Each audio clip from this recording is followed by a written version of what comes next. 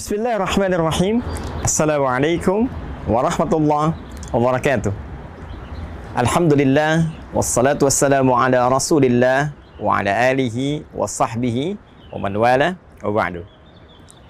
Saudara-saudariku, pernah tahukah Anda bahwa Nabi Ayyub alaihi salam pernah diuji oleh Allah dengan mengalami kebangkrutan?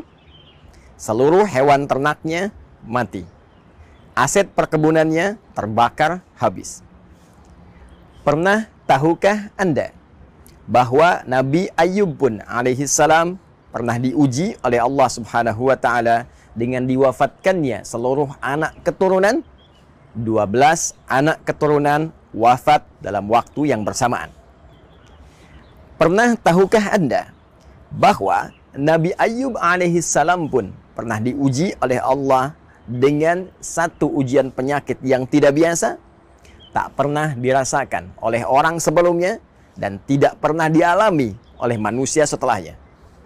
Dan pernah tahukah Anda, dalam setiap ujian yang dirasakan tadi, tak pernah hadir di lisan beliau kegelisahan yang diungkapkan dengan segala cacian, tidak pernah ada makian, tidak pernah ada rasa pesimis, tidak pernah ada keluhan yang berlebihan. Saudaraku, yang terjadi dalam setiap ujian yang dititipkan oleh Allah untuk meningkatkan keyakinan dan iman beliau kepada Allah Subhanahu wa taala selalu diiringi dengan peningkatan ibadah yang luar biasa dari setiap tahap ujian yang dilalui.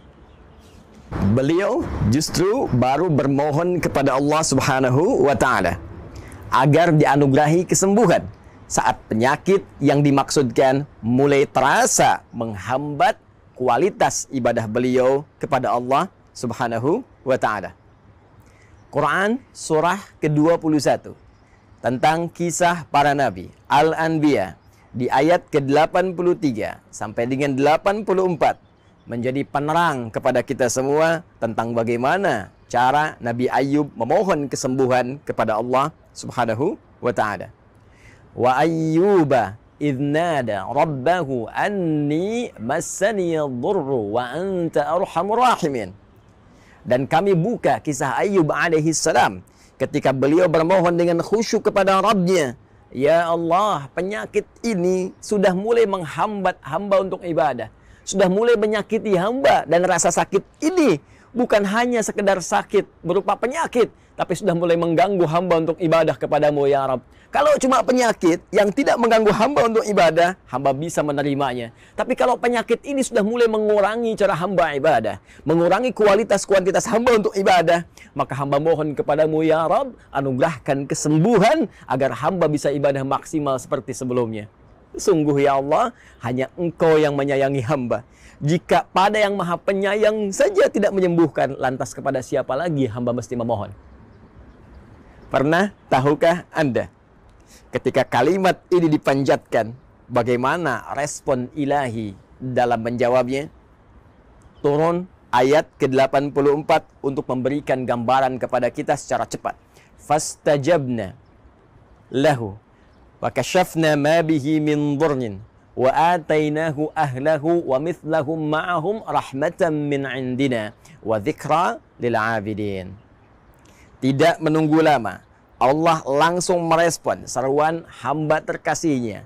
Pada masa itu, Ayyub alaihi salam, kami langsung jawab doanya. Perhatikan kalimat Qur'annya. Kami langsung jawab doanya tanpa jeda, menggunakan huruf fa, harfu atfin rabitin baina syai'aini bila hudud. Huruf perangkai di antara dua peristiwa tanpa jeda. Peristiwa pertama bermohon, peristiwa kedua dikabulkan doanya. Antara bermohon dengan dikabulkan tanpa jeda. Fakashafna ma bihi min dhurr. Kami buka, kami hilangkan, kami sembuhkan segala penyakit yang dialami oleh Ayyub alaihi salam. Wa atainahu ahlahu wa mithlahum ma'ahum rahmatan min indina. Lalu kami pun dengan kesembuhan yang didapatkan oleh Ayyub anugerahkan kembali keturunan baru 2 kali lipat dari sebelumnya.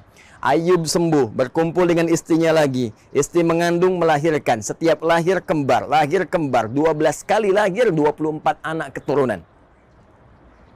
Bahkan aset-aset yang dirasakan hilang sebelumnya, hewan-hewan ternak yang mati, perkebunan yang hancur terbakar, oleh Allah dikembalikan lagi 2 kali lipat dari aset sebelumnya yang dirasakan hilang. Yang menarik, saudara-saudariku, Allah tidak memberhentikan firman-Nya pada kalimat berupa anugerah bagi Ayub alaihissalam saja. Namun ditutup ayat indah ini dengan firman-Nya wa dzikra lil abidin. Dan seluruh kisah ini saya buka, kata Allah, untuk menjadi pengingat, menjadi pedoman, petunjuk lil abidin bagi hamba-hamba Allah yang saleh, bagi hamba-hamba Allah yang mengerti, yang mau belajar dari setiap tahap-tahap ujian kehidupan. Seakan Allah ingin memberikan kesan kepada kita, hamba-hambanya yang hidup di masa kini. Saya buka kisah Ayub alaihissalam, boleh jadi kisah ini akan dialami oleh orang-orang di masa depan dengan keadaan yang berbeda, tapi substansi yang serupa. Bukankah di antara kita saat ini pernah mengalami kebangkrutan dalam usaha? Adakah di antara kita saat ini yang diuji dengan wafatnya 1 atau 2 anak keturunan? Adakah di antara kita saat ini yang diuji dengan penyakit yang tidak biasa? Namun bagaimana kita bersikap terhadap Allah Subhanahu wa Ta'ala dengan sekian ujian yang kita rasakan? Jangan-jangan alih-alih meningkatkan ibadah, betapa banyak keluhan keluar di lisan kita. Betapa banyak makian yang tidak pada tempatnya mengeluh di lisan kita. Betapa banyak kegelisahan hadir dalam hati melahirkan prasangka buruk terhadap Allah Subhanahu wa Ta'ala.